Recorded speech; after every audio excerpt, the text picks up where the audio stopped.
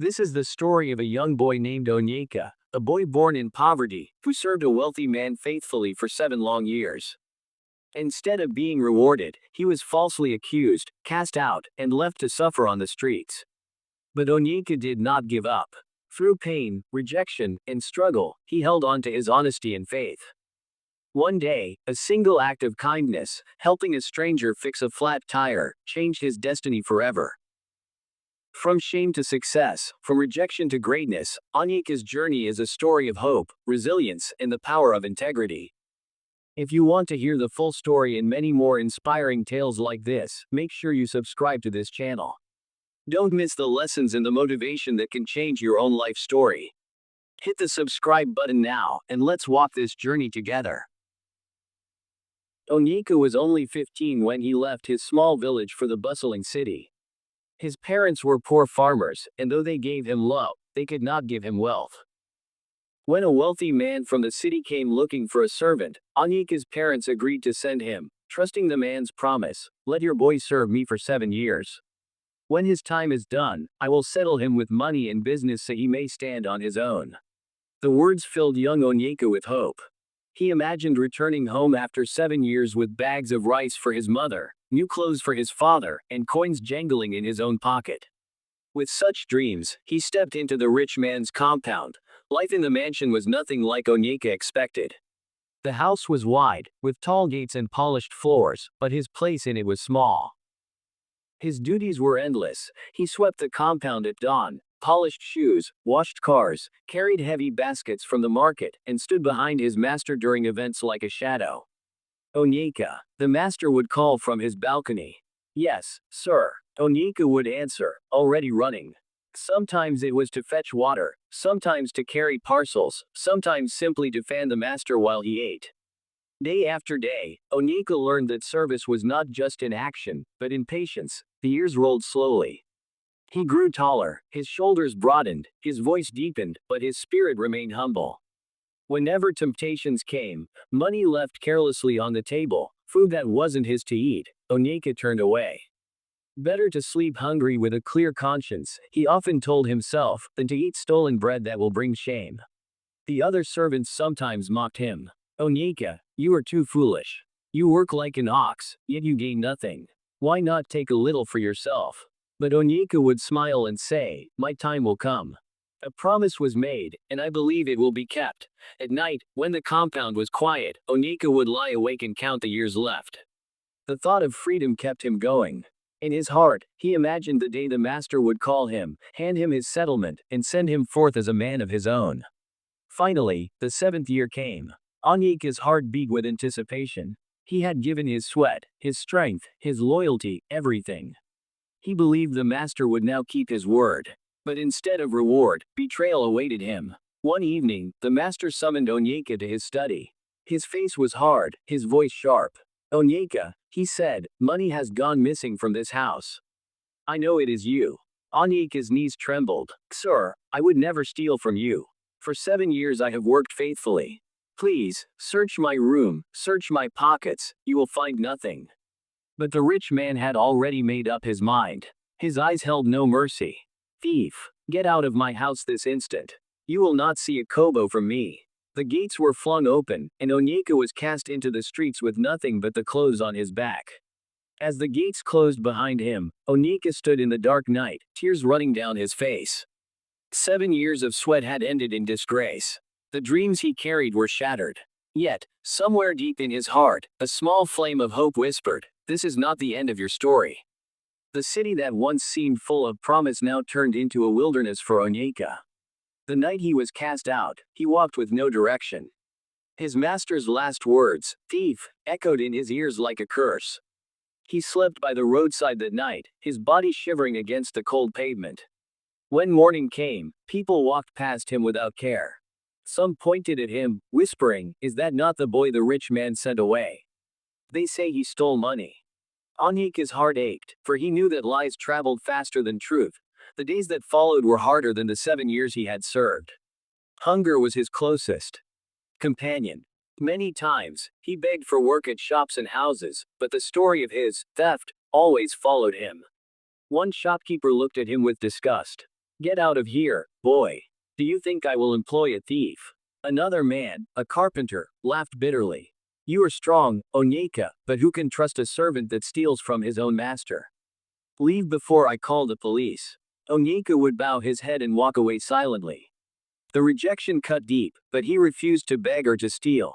At last, he began taking any job his hands could find. At construction sites, he carried heavy cement bags until his shoulders burned.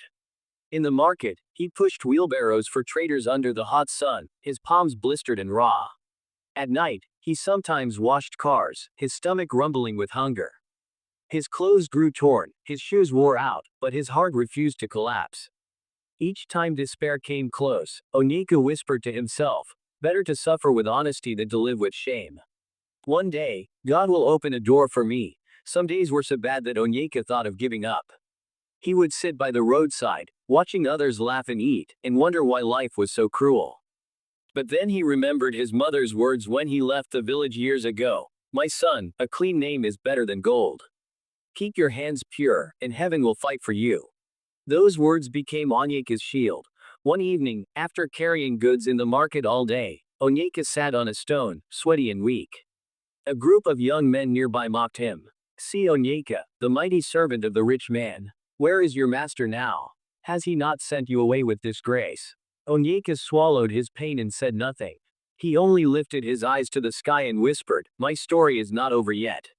And so he continued, day after day, night after night, struggling, working, surviving. Little did he know that his greatest turning point was not far away. It was a blistering afternoon. The sun sat high above the city, pouring fire onto the dusty road. Onyeka had just finished hauling blocks at a construction site. His shirt clung to his back with sweat, his trousers were stained with dust, and his arms ached from the day's labor. He walked slowly, dragging his tired feet along the roadside. His stomach growled with hunger, but he had no money to buy even the smallest loaf of bread. As he turned a corner, his eyes caught a sleek black car parked by the roadside. The engine was silent, and beside it stood a man in a fine suit, wiping his brow with a handkerchief. The front tire of the car was completely flat. Many passers-by glanced but kept walking. Some even muttered, rich people have their own problems, let him fix it himself. Others laughed, why not call a mechanic? But no one stopped. Onyeka hesitated for a moment. His body was exhausted, his hands sore. But then he thought, if it were me stranded here, I would pray for someone to help. So he walked over slowly and said, good afternoon, sir. Do you need help with your tire? The man looked up, surprised. His eyes ran over Onyeka's worn-out clothes and sweat-streaked face. He gave a small sigh of relief. Ah, young man, yes. I was on my way to an important meeting when this happened. Do you know how to change a tire? Onyeka gave a faint smile. Yes, sir. Let me help you. He rolled up his sleeves, dropped his bag, and knelt beside the car. With practiced hands, he loosened the bolts, lifted the car with the jack, and pulled out the flat tire. Beads of sweat rolled down his face, but he kept working steadily. The man stood watching, surprised by Onyeka's skill and speed. In less than 20 minutes, the spare tire was fixed and the car ready to move. Onyeka rose to his feet, dusted his palms, and picked up his bag. It is done, sir.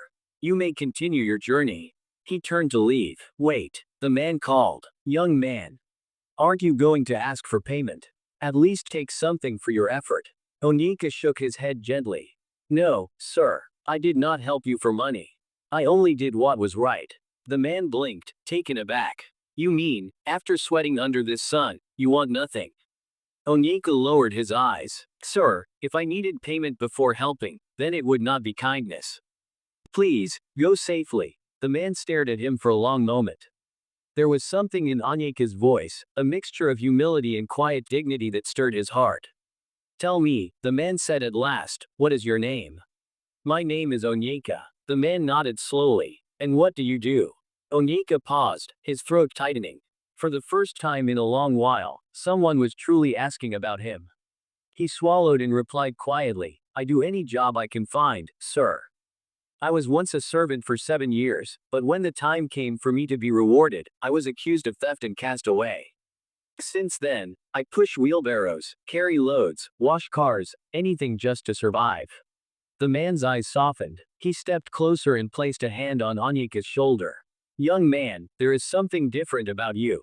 You did not just change my tire today, you have touched my heart. Come with me. From today, your story will not remain the same. Onyeka blinked, unsure if he had heard correctly. His weary heart stirred with a flicker of hope. Could this be the turning point he had prayed for all these years? The stranger who had watched Onyeka change the tire stood in silence for a moment, studying him. His suit was pressed, his shoes polished, his watch gleamed in the sunlight, but his eyes carried a kind of wisdom that made Onyeka feel both nervous and hopeful. Young man, the man said softly, get into the car. Let's talk. Onyeka hesitated. No one had ever spoken to him with such calm authority. Sir, I cannot dirty your fine car. Look at me, I'm covered in dust. The man chuckled gently. Do not worry about dust. Dust can be washed, but honesty cannot be bought. Please, get in. Onyeka climbed into the passenger seat, his heart pounding. The car smelled of leather and cologne, so unlike the sweat and dust he was used to. As they drove, the man asked, tell me your story from the beginning. Who are you, and how did you end up on the streets? Onyeka looked out the window, his voice heavy with memory. My name is Onyeka. I was born in a poor village. At 15, I was sent to serve a wealthy man. He promised to settle me after 7 years. I worked with all my strength, never stole, never complained. But when the 7 years ended, he accused me of stealing money. He threw me out with nothing. Since then, I've survived only by doing the jobs others refuse, carrying loads, washing cars, pushing wheelbarrows. Many call me a thief, though I have stolen nothing. The car grew quiet. The man's hands tightened on the steering wheel. And yet, he said slowly, after all that betrayal, you still chose to help a stranger on the roadside without asking for anything in return. Onyeka nodded. Sir, if a man loses kindness because of pain, then he has lost everything. The man smiled faintly, impressed. Onyeka, you are not ordinary. Many in your shoes would have grown bitter. But you have chosen integrity. They arrived at a tall building in the city center. Onyeka's eyes widened at the glass walls and polished floors. He had never entered such a place. This is my office, the man said, stepping out. Come with me. Inside, the receptionist greeted the man with deep respect. Workers bowed as he passed. Onyeka realized with shock, this was no ordinary man, he was someone great. The man led Onyeka into a spacious office and gestured for him to sit. Onyeka sat at the edge of the chair, nervous. The man leaned forward and said, my name is Chief Abina. I am a businessman. Today, on that roadside, I believe God sent me an answer, and that answer is you. Onyeka, from today, I will give you a place here. You will not beg again. You will not wander the streets again. Work with me, and I promise, your life will change. Onyeka's mouth trembled. Sir, I don't deserve this kindness. Chief Abina smiled warmly. Onyeka, when men cast you aside, God himself sends help. You deserve this, not because of luck, but because of your character. Tears filled Onyeka's eyes. For years he had been rejected, despised, and called a thief. But in that office, for the first time in his life, someone saw him for what he truly was, honest, hardworking, and worthy of trust. And so began the chapter of his rising. Years passed, and Onyeka's life transformed in ways he never imagined. Working under Chief Abina was like stepping into a new world. At first, Onyeka was given simple duties, delivering files, running errands, arranging schedules. But very quickly, his honesty, diligence, and intelligence set him apart. Unlike others who cut corners or sought shortcuts, Onyeka put his heart into every task. When Chief Abina tested him with money to handle, Onyeka returned every coin. When he was sent to represent the company in small matters, he spoke with truth and humility. Trust grew, and opportunities followed. 1 year became 2, and 2 became 5. By then, Onyeka was no longer the poor servant boy who once pushed wheelbarrows for food. He had risen to become one of Chief Abina's most trusted men. With time, he saved enough to start his own business, one that flourished because it was built on integrity. He invested wisely, worked tirelessly, and treated his workers with fairness. Soon, Onyeka owned houses, cars, and lands. His name became known not as the thief he was once accused of being, but as a man of honor and success. Yet, despite his wealth, Onyeka never forgot the taste of hunger or the sting of rejection. He gave generously to widows, orphans, and struggling youths. No one, he often said, should ever feel the pain of being cast aside when all they have is honesty. One bright morning, Onyeka's convoy of cars rolled slowly down a familiar street. As he gazed through the tinted window, his heart stopped. It was the mansion of the wealthy man who had once betrayed him. The gates were old now, the walls cracked, the garden overgrown. The rich man who had once called him thief sat on the balcony, frail and bent with age. His eyes widened as Onyeka's cars passed, recognition dawning. He whispered in disbelief, "Onyeka." The convoy slowed. For a moment, Onyeka's heart wrestled within him. Memories flooded back. The years of service, the false accusation, the night he was thrown into the streets with nothing. One of Onyeka's aides asked, "Sir, should we stop?" Onyeka looked out the window. His eyes softened. No. Keep moving. He did not stop to boast. He did not stop to humiliate. Instead, he closed his eyes and whispered, "When men cast you down, God himself will lift you higher." That night, as Onyeka sat in his own mansion, surrounded by friends, workers, and family, he reflected on his journey. From a poor boy in a village, to a servant betrayed, to a wanderer in the streets, to a man lifted by grace. His life had become a living testimony. Hardship does not kill a man, it prepares him. Betrayal does not end a man, it pushes him toward destiny. And when the world closes its doors, heaven opens another. Onyeka raised his eyes to the stars and whispered with gratitude, "My story is proof that no man can bury the destiny God has written." And so his name, once covered in shame, was remembered in honor. Onyeka had moved from suffering to greatness, and his story became a lesson for generations to come. And that was the powerful story of Onyeka, a boy who went from rejection to greatness. His life reminds us that no matter the betrayal, no matter the struggle, your destiny cannot be destroyed.